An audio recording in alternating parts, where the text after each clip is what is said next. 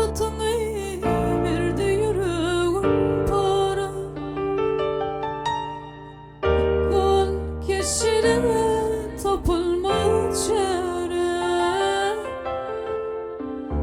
Yalgıda gözüme taş düştü ara. Söygüden ayırıp sergen eyledi. Serim hıyal dünyasına uçurdu. Savrum soğudu edip bana içirdi.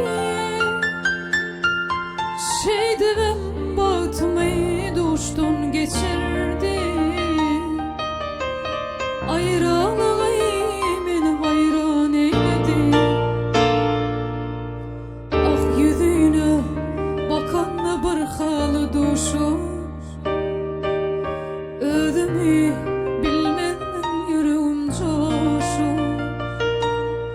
Tükenmez dertlere alım ulaşu. Şey deyip köngül şehre veyran eyledi.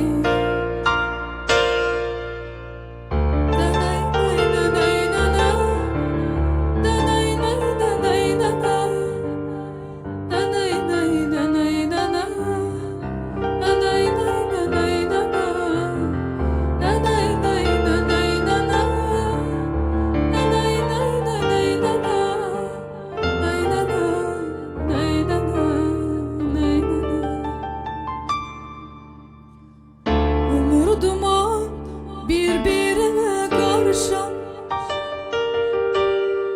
gece gündüz orman şarşal yarışır. Vakit bara ömür bilen